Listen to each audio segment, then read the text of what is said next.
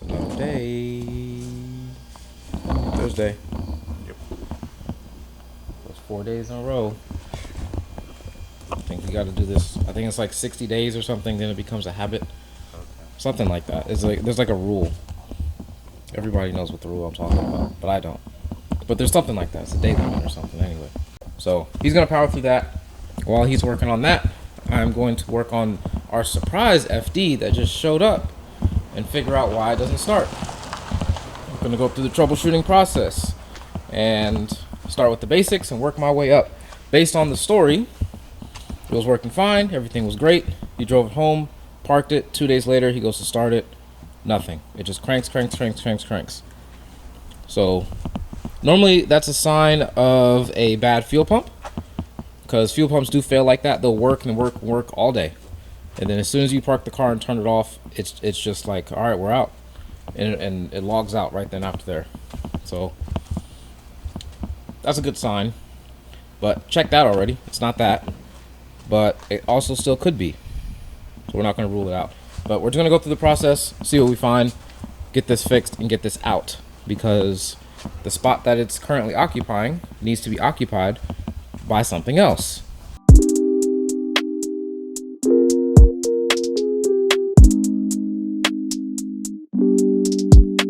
Alright, so I did some low-hanging fruit troubleshooting and no luck. In fact, the only thing that was really discovered is that there's no spark, which is a pretty good discovery, actually. We know the fuel pump works. We know the ECU works. Surprise, it has a power FC in it. I went down there to put a power FC in it to help with troubleshooting, and come to find out the commander was just hanging out under the carpet. So that was pretty cool. But now I have to go into the wiring diagram and look at the circuit for the ignition and see what I'm missing. I did replace the igniter already with no luck.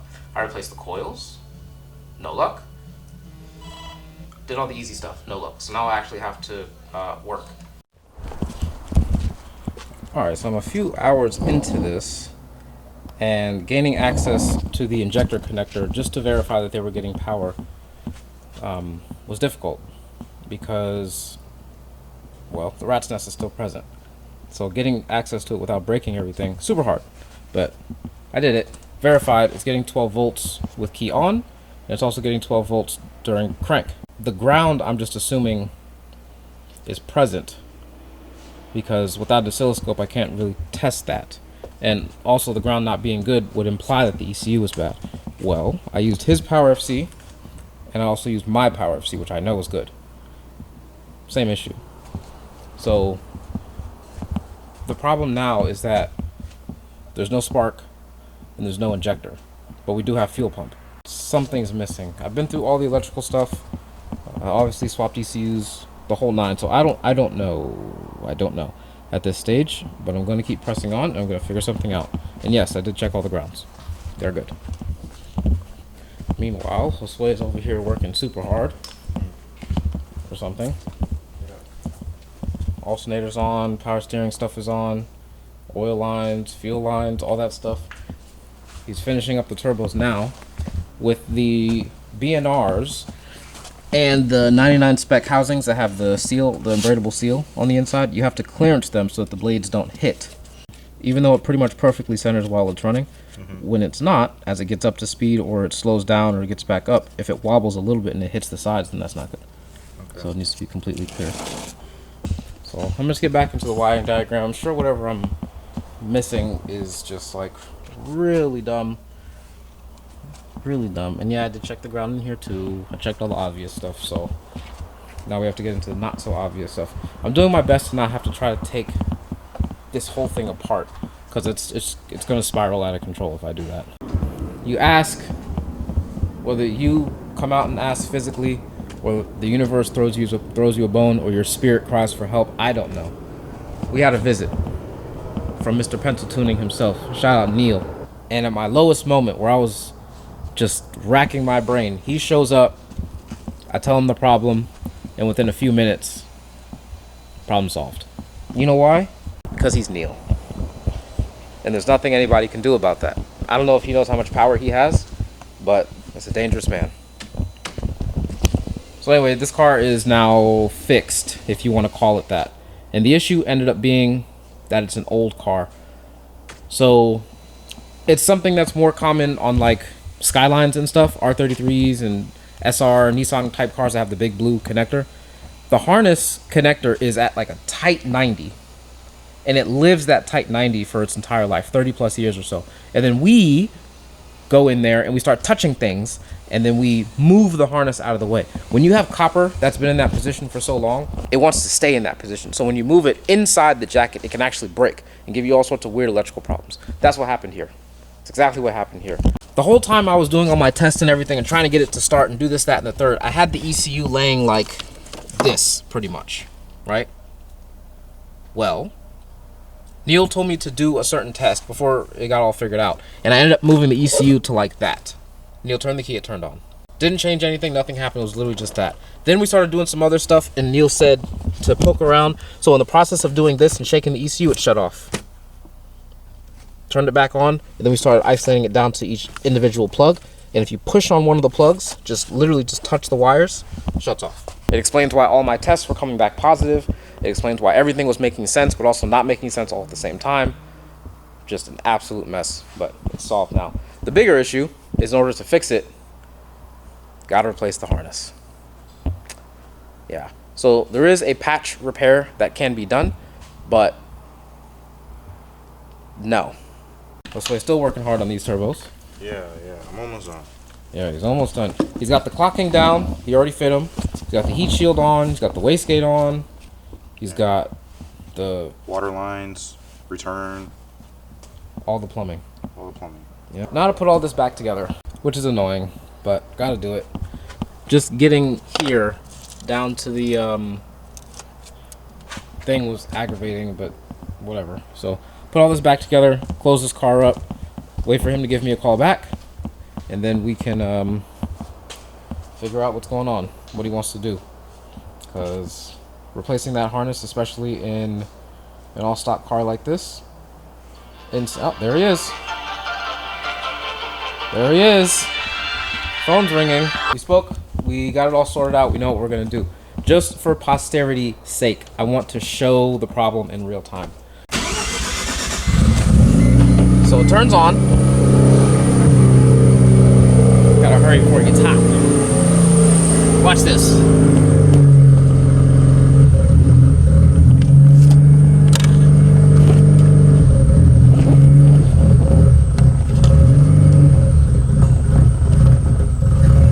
So yeah, it's not supposed to do that. So what had happened was he got lucky, and while he was driving, the wires decided to, I guess, fail internally to the sheath, which is a thing. Modern cars do it too. It's not just old cars. Modern cars do it too. But it's just hard to find because it's really not the first thing you think of, like, oh, let me wiggle the wires and see. It probably should be, but it's not a reasonable way of thinking. So I guess that's what makes, everybody's troubleshooting technique is a little bit different. And mine is not to immediately go to wiggling wires to see if something turns on or turns off. He needs a new harness is what he needs. Like I said, I'm not gonna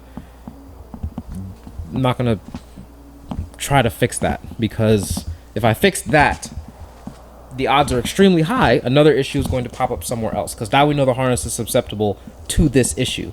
Therefore, a patch repair is not an acceptable repair method in this circumstance.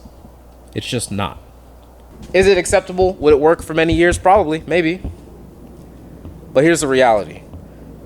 We are not that shop that does things like that. This is self-promo, but just so you can get an idea, that's not a repair that we would do.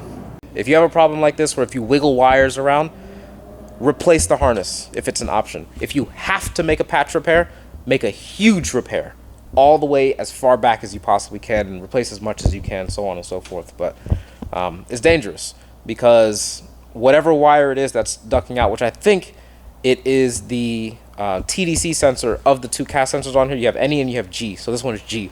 I think it's G is what's dipping in and out. The issue there is, if that is an intermittent signal, and the motor doesn't know where TDC is, and an ignition event happens when it's not supposed to, or it freaks out or anything like that happens, boom, there's your motor. Don't play games. This car is all back together. The owner is on the way. He's gonna take this home tonight, which is great. Josue has been working diligently all day.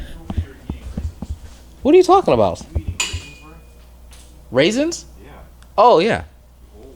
Okay. I thought you said I was being racist. No, you're not. No, yeah, I do eat raisins. Weirdo. They're strawberry raisins, though. They're yogurt raisins.